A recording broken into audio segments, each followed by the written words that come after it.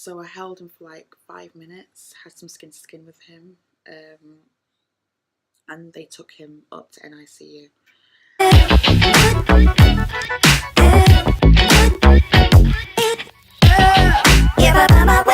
Hi guys, welcome back to my channel.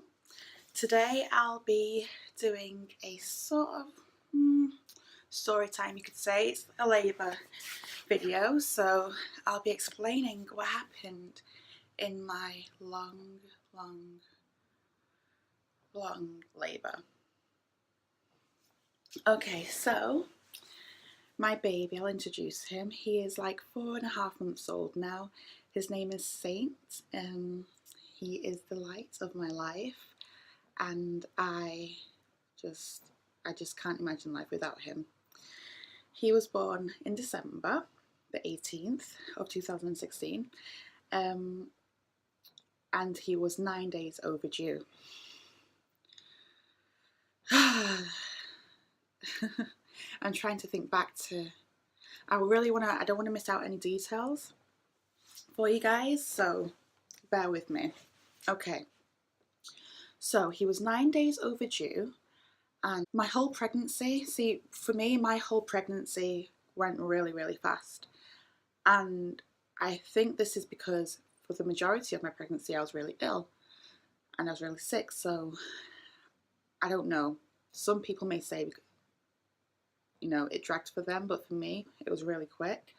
I was ill for like, say, 5 months out of the 9 months of my pregnancy, and I had hyperemesis, which is like severe sickness. I was in and out of hospital. I was unable to eat anything. I was just about able to drink water, and water was making me sick, and it was awful. So I really only got to enjoy the last 4 months, if that, of my pregnancy. So yeah, so it went really quick for me.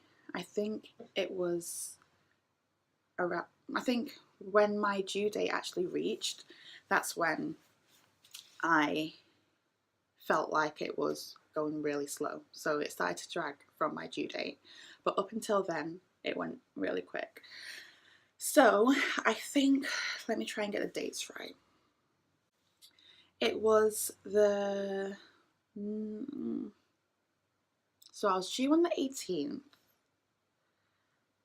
2,000 years later. Okay, guys. So I was getting like really bad. Well, not really bad. It was bearable. I was getting quite bad period pains, and that was for like a week and a half, maybe even. I was getting bad period pains that felt really dull. The majority of the time it was at night time I was getting these period pains.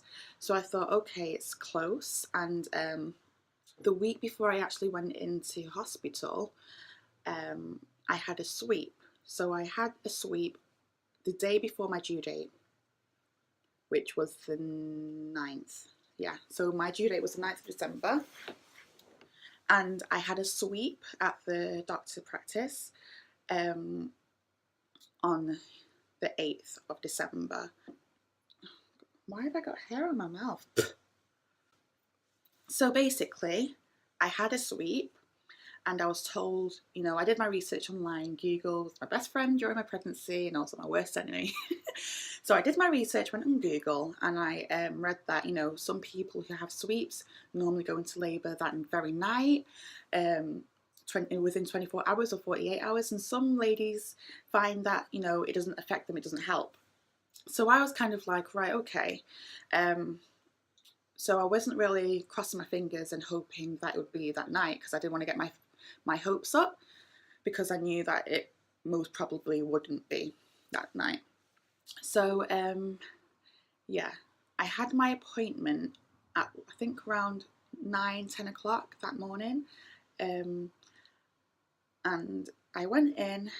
I was a bit nervous because I also read that it could be painful for some, but I felt like I had a high pain threshold, so I thought, okay, I should be cool. So I went in, you know, she did my normal checks, checking my blood pressure, you know, feeling for the baby, for his position, things like that. And then she checked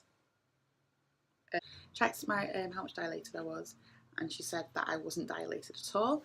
Um, and she tried to do the sweep, but my uterus was still so high that, you know, they weren't able to, you know, do the sweep properly. So that was a bit of a fail. So I left kind of disheartened. Um, but I wasn't too gutted because, like I said, I wasn't getting my hopes up, knowing that I probably wouldn't have the baby that night anyway. So the next day came, and I was getting my normal period pains that I was feeling.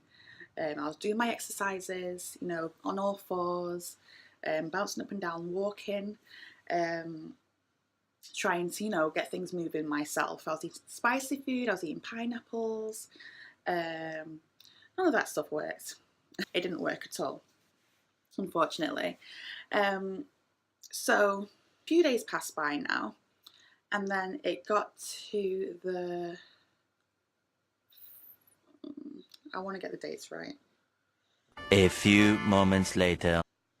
It got to the 13th. Okay, guys, so it got to the 13th of December, so that's the Wednesday. And I was getting pains, like niggly pains, through the day, and I thought, okay, this is just long now because I was meant to have my baby last Friday and it's Wednesday, it's still not here. I'm getting fed up, you know. So I thought, okay, it's just these normal niggly pains. It doesn't mean anything.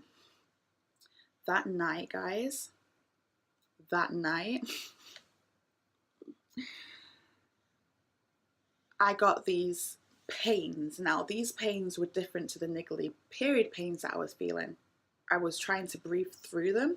And in my head, I was thinking, okay, I think these are contractions. But I was timing them and they were too far apart to be contractions. Like some of them, like, it started off as being 20 minutes apart. So I was like, okay, these probably aren't contractions. But that time started to shorten. So it got to a point around 8 o'clock in the evening.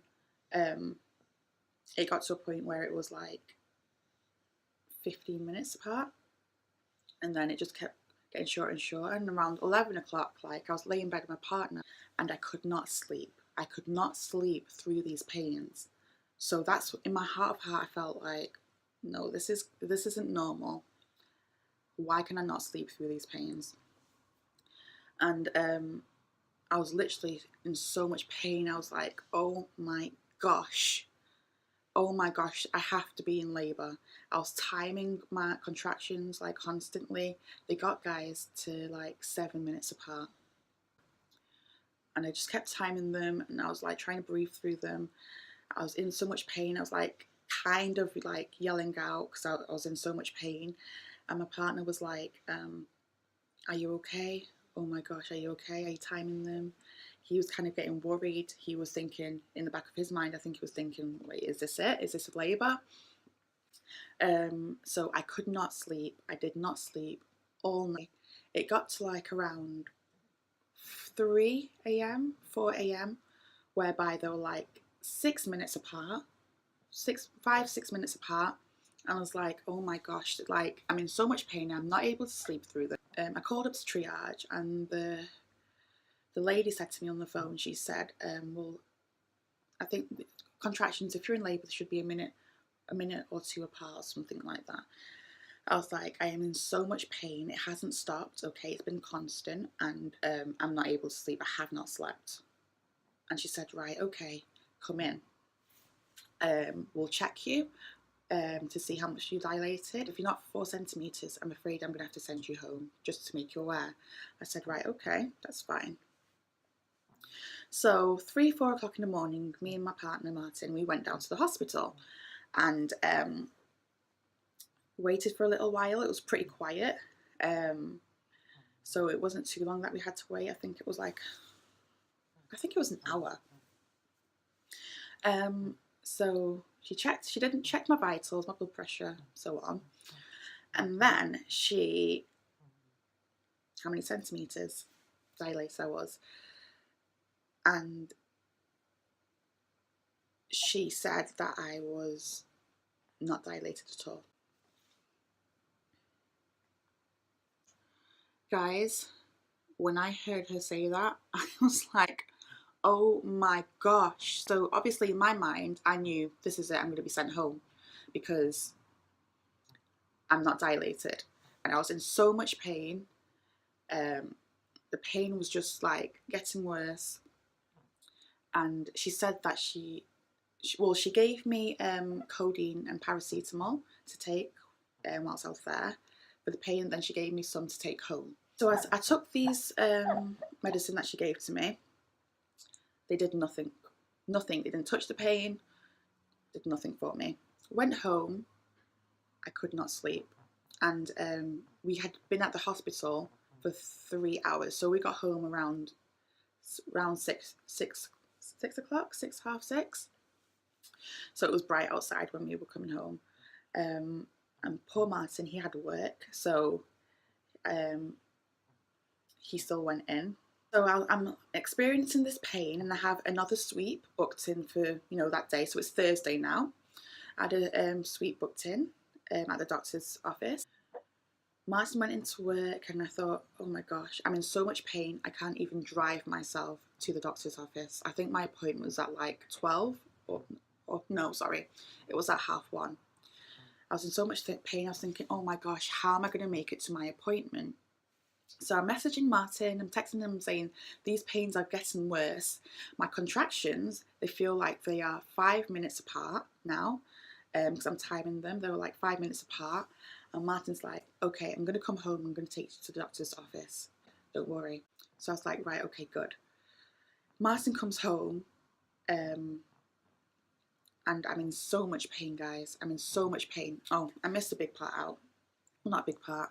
I called up triage again, the hospital, earlier on, and was telling them that the pain is getting worse. The medication they gave me did not help, and they said, how far apart are the contractions? I'm like, they're like 5 minutes, and they're like, okay, well, it needs to be a minute. I'm like, oh, for sake, okay, for sake, I cannot take this. So they're like, well, have you tried getting into a hot bath? Try getting into a warm hot bath and see if that helps. Well, I did that.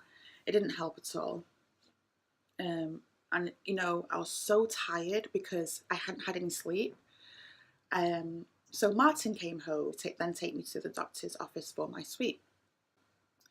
So we arrived there at the doctor's office, and I'm like, Martin, you're going to have to walk over to reception because I cannot walk that far. I am literally keeling over in pain, and I feel heavy as well because I'm overdue. Like, I felt like he was right there, guys. Like, I felt like there was a brick and it was really hurting. So I felt so tired, so fragile. I couldn't walk far. So I went to sit down. I was literally like, everyone was like looking at me, surprisingly slow. I didn't feel embarrassed because I was in so much pain. Everyone was like, I could see everyone staring and like, oh my gosh, is she in labour? So my midwife comes, and she looks at me like, are you in labour? I'm like, if I find my way home.